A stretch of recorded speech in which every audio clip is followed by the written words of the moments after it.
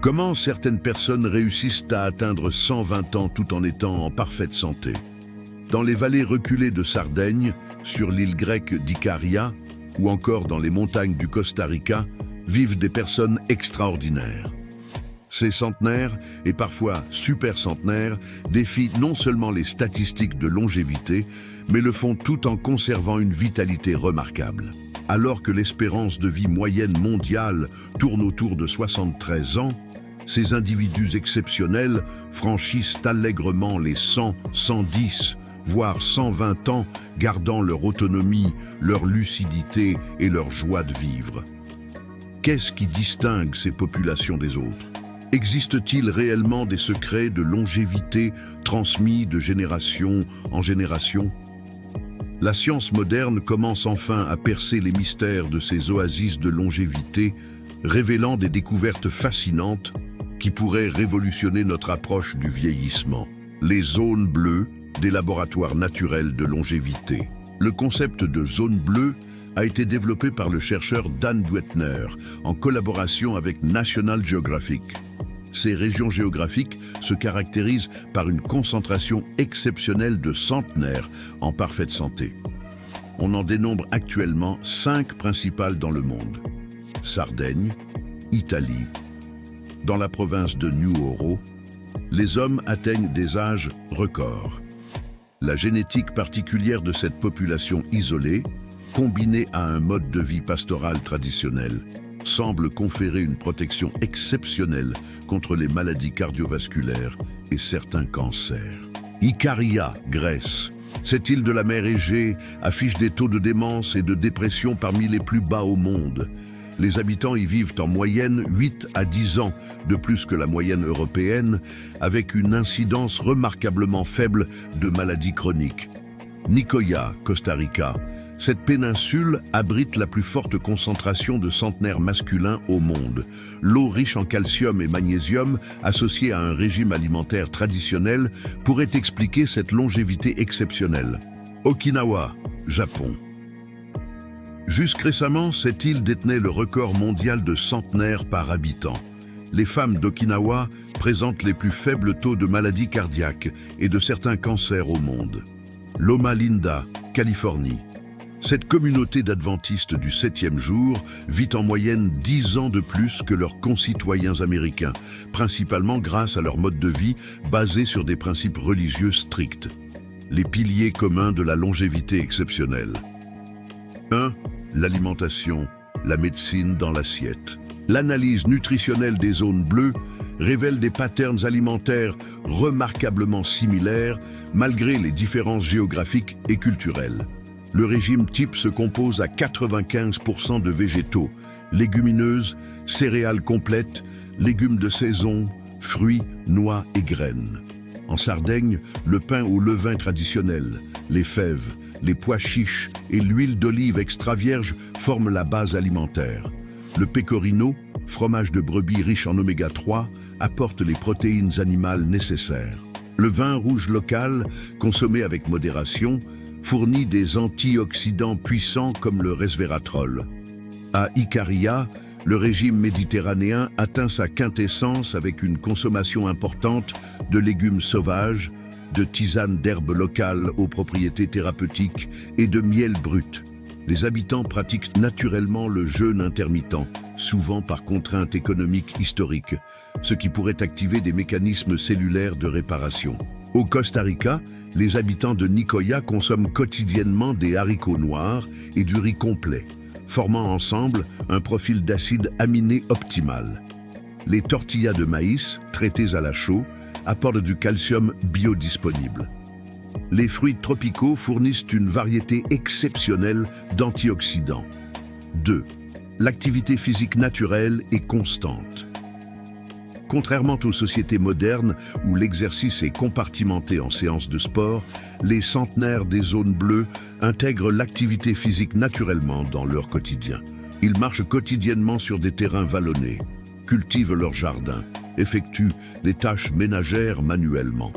Cette activité modérée mais constante maintient la masse musculaire, la densité osseuse et la fonction cardiovasculaire sans créer le stress oxydatif associé aux exercices intensifs. Le jardinage, particulièrement présent dans toutes les zones bleues, combine activité physique, exposition au soleil pour la vitamine D, contact avec la terre riche en microbes bénéfiques et satisfaction psychologique de nourrir sa famille. 3. La gestion du stress et la spiritualité. Tous les centenaires exceptionnels ont développé des rituels quotidiens pour décompresser et gérer le stress. En Sardaigne, les hommes se retrouvent chaque après-midi pour jouer aux cartes et plaisanter. À Icaria, la sieste fait partie intégrante de la culture.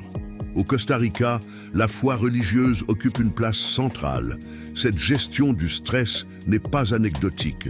Le stress chronique libère des hormones comme le cortisol qui accélère le vieillissement cellulaire et augmente l'inflammation systémique. Les pratiques spirituelles et contemplatives activent le système nerveux parasympathique, favorisant la régénération cellulaire. 4. Les liens sociaux et le sens de la communauté. L'isolement social est un facteur de mortalité aussi dangereux que le tabagisme. Dans les zones bleues, les liens intergénérationnels restent forts. Les anciens conservent un rôle social actif, transmettent leurs connaissances et bénéficient du respect de la communauté. Le concept japonais d'ikigai, ou raison d'être, illustre parfaitement cette dimension. Avoir un but dans la vie, se sentir utile et connecté à sa communauté prolonge significativement l'espérance de vie.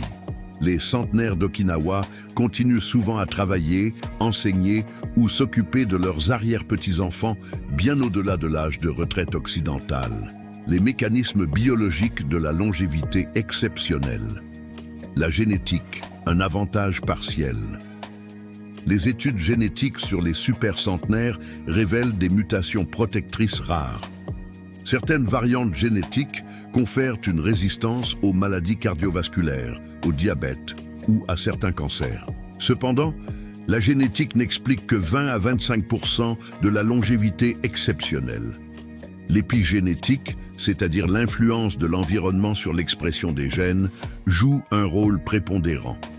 L'inflammation et le vieillissement cellulaire.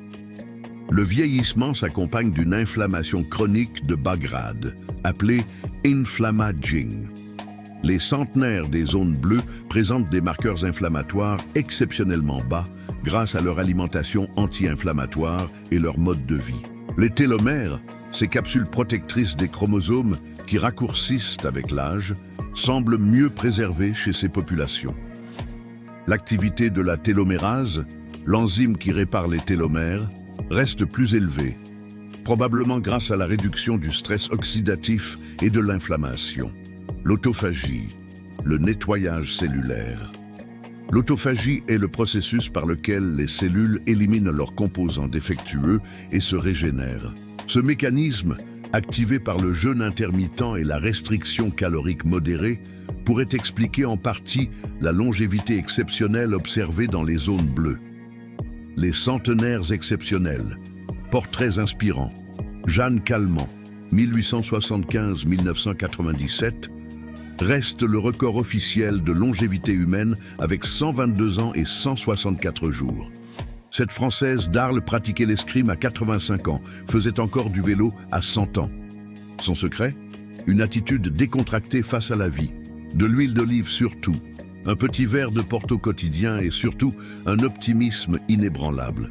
Nabi Tajima, 1900-2018, était la doyenne de l'humanité à sa mort à 117 ans. Cette japonaise d'Okinawa attribuait sa longévité à son régime alimentaire traditionnel basé sur le tofu, les légumes et le poisson, ainsi qu'à sa pratique du hara hachibu, manger jusqu'à être rassasié à 80%. Emma Morano, 1899-2017, a vécu 117 ans en Italie du Nord. Sa routine quotidienne incluait 2 œufs crus au petit déjeuner depuis l'adolescence, des biscuits faits maison et très peu de légumes, défiant certaines recommandations nutritionnelles classiques, mais illustrant l'importance de la génétique favorable. Les nouvelles frontières de la recherche. la médecine régénérative.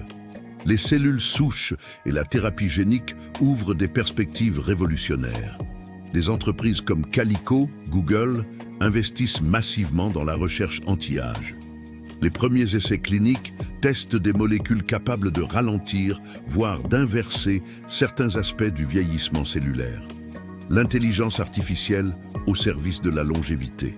L'IA permet d'analyser des quantités phénoménales de données biologiques pour identifier de nouveaux biomarqueurs du vieillissement et prédire l'espérance de vie en bonne santé.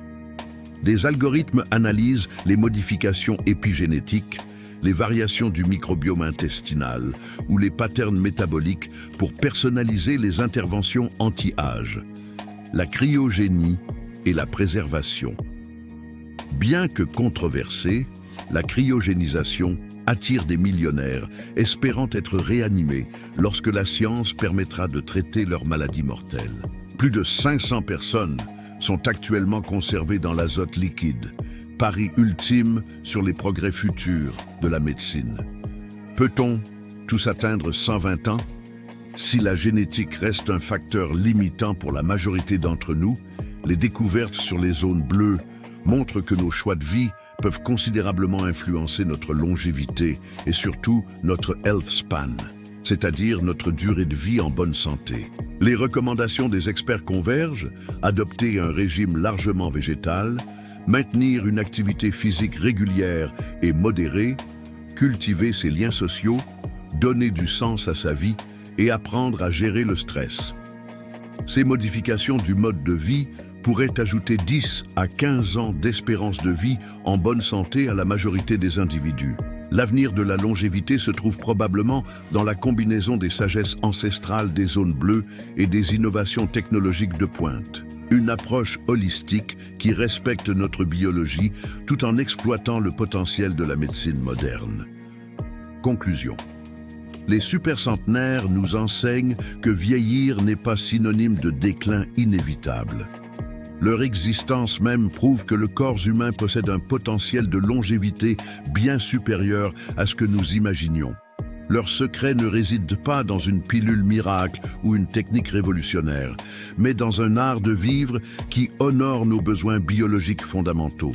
Alors que la science explore les frontières de la vie humaine, peut-être que la véritable révolution ne viendra pas d'un laboratoire high-tech, mais de notre capacité collective à redécouvrir et adopter ces principes simples mais puissants que nos aînés exceptionnels ont préservés à travers les siècles. L'objectif n'est pas seulement d'ajouter des années à la vie, mais de la vie aux années.